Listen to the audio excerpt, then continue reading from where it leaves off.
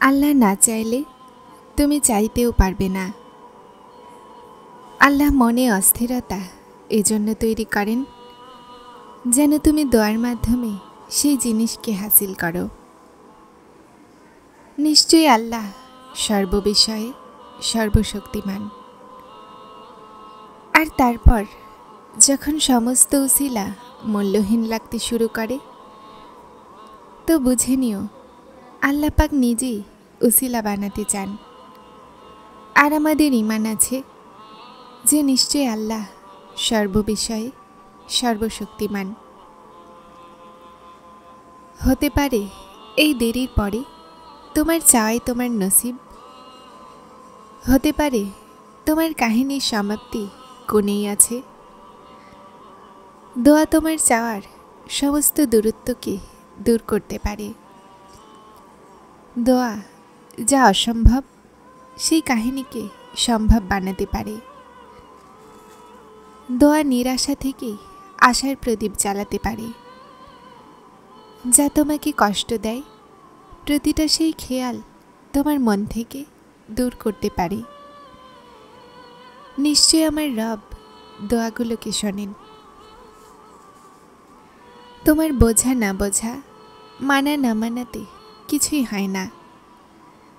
যখন আল্লাহ বলে দিয়েছেন যে দোয়াগুলো পাহাড়কেও তাদের জায়গা থেকে সরাতে পারে, তো তারপর দোয়াগুলো নসিবের লেখাকেও বদলাতে পারে। কবুলিয়তের সন্দেহ তো প্রশ্নই আসে না। আর কে জানে শেষমেশ তুমি সেটাই পাবে যা তুমি আল্লাহর কাছে চাইছ, শুধু এজন্য যে তুমি সবর করেছ আর চাওয়া ছাড়োনি। তুমি এখন যেই পরিস্থিতিতে, তা আল্লাহর পরিকল্পনার একটা অংশ। আর এটা পার করলে তোমার জন্য সে সব কিছু আছে যা তুমি চাও। যা আল্লাহ তোমার জন্য লিখেছেন সেটা কোনো না কোনো অবস্থায় তুমি পাবেই। তারপর সেটা রাস্তায় হারিয়ে যাক না কেন, কিন্তু মঞ্জিলে পৌঁছে সেটাই তোমার ভাগ্য হবে। যদি তোমার মন বারবার তোমার সাথে এই কথায় লড়াই করে যে এখন হার মানা যাবে না, এখনও তো আবার দৃঢ়ভাবে আল্লাহর ওপরে বিশ্বাস রাখতে হবে। এখনও আকাশ থেকে দোয়াগুলোর কবুলিয়ত আসতে দেখা বাকি। এখনও তো কুন ফায়াকুনের সুগন্ধ পাওয়া বাকি। তাহলে জেনে নাও আল্লাহর পক্ষ থেকে শক্তি এসে গেছে। খুব জলদি মজেজাও আসতে চলেছে। তুমি দোয়া চাওয়ার সময় ভেবো না, যদিও সেই জিনিস তোমার অসম্ভব মনে হচ্ছে, কিন্তু আল্লাহর কাছে কোনো কিছুই অসম্ভব নয়। তাই তুমি আল্লাহর কাছে শুধু চাও, তিনিই মজেজা করবেন, উনিই দিবেন, উনিই সম্ভব করবেন। তাই শুধু সবর করো আর দোয়া করা কখনোই ছেড়ো না। তারপর দেখো তুমি তোমার দোয়াগুলোর মাধ্যমে সেটাও পাবে যা তোমার নসিবে ছিল না। আর যদি বিশ্বাস করো তাহলে পরিস্থিতি দেখে হতাশ হও না, কারণ মজেজা শুধুমাত্র বিশ্বাসীদের জন্যই হয়, আর মজেজা প্রতিদিনই হয়। তুমি যেখানেই থাকো আল্লাহ তোমার সাথেই আছেন। কষ্ট দেওয়ার পরে দেয়া ভালোবাসা আর অবহেলা করার পর দেয়া গুরুত্ব কোনো দামই রাখে না। যখন তোমার নফস আর শয়তান তোমাকে ওয়াসওয়াসা দেয় যে তোমার দোয়াগুলো কোনো কাজ হবে না, তো নিজেকে বলো যা হযরত ইব্রাহিম আলাইহিসসালাম বলেছিলেন যে আমি শুধুমাত্র আমার পরওয়ারদিগারকে ডাকতে থাকব। আমার বিশ্বাস আছে যে আমি আমার পরওয়ারদিগারের কাছে যেয়ে কখনো নিরাশ হব না। বিশ্বাস ছাড়া দোয়াগুলো অসম্পূর্ণ। দোয়াগুলো সব কিছু করতে পারে। যা চাচ্ছ তা তোমার জন্য, দুনিয়ার জন্য অসম্ভব। কিন্তু যার কাছে চাচ্ছ, যে এই পুরো নিজামকে চালাচ্ছেন, যার হুকুমে সূর্য উদয় হয় আর অস্ত যায়, যার হুকুমে সকাল সন্ধ্যায় আর সন্ধ্যা রাতে বদলে যায়, যে তোমাকে আজ পর্যন্ত সামলে এসেছেন, তিনি কিভাবে তোমার দোয়াগুলোকে কবুল করবেন না?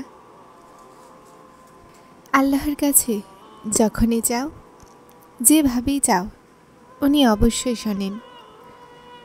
উনি তোমার নীরবতাকেও শোনেন, আর তোমার বুকে লুকিয়ে রাখা গোপনীয়তা সম্পর্কেও ভালোই জানেন।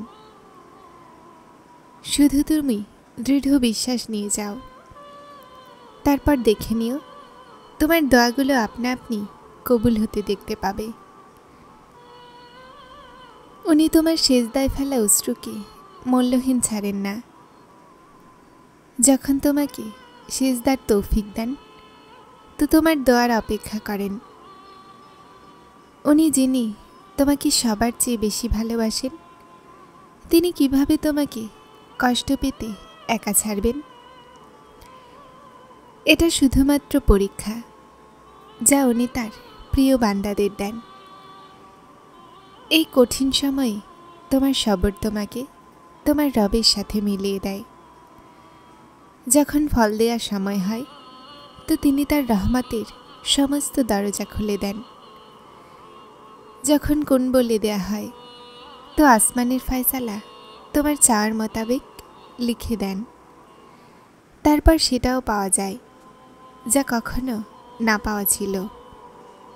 তারপর তিনিও এমন দেন যে সমস্ত অসম্ভব সম্ভবের রূপ নেয়। আল্লাহর শান্ত এটা, যখন তিনি কোনো জিনিসের ইচ্ছা করেন, বলেন কোন, সেটা ফায়াকুন হয়ে যায়। যেটা জমিনে শোনা হয় না, সেটা আসমানে শুনে নেওয়া হয়। যে কাহিনী অসম্পূর্ণ থেকে যায়, তারা আসমানে সম্পন্ন হয়। তারপর তিনি তোমার মনের পছন্দ মতো জিনিস তোমার কাছে আনবেন নির্ধারিত সময়ে, আর তুমি অবাক হয়ে যাবে। আল্লাহর কাছে চাইতে থাকো, কেননা যে আল্লাহর কাছে চাওয়া ছাড়ে না, আল্লাহ তাদের চাওয়াতে উত্তম কিছু লিখে দেন। আর সব কথা তো আল্লাহর ইচ্ছারই হয়। তারপর জিনিস হোক অথবা মানুষ, হারানো সব কিছু ফিরে পাওয়া যায়।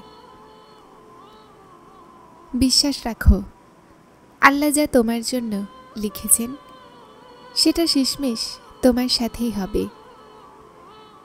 তারপর মানুষ কতটাই বাধা দিক না কেন, তারপর নসিব যতটাই চেষ্টা করে নিক, আর যেটা তুমি অসম্ভব ভেবে তোমার দোয়াগুলো থেকে বের করে দাও, তোমার রব সেটা এক মুহূর্তে সম্ভব করার ক্ষমতা রাখেন।